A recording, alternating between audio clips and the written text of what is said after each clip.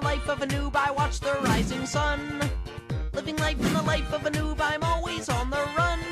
I just got this game yesterday, so I don't know where to go. Can you tell me, bro? Would you stop getting...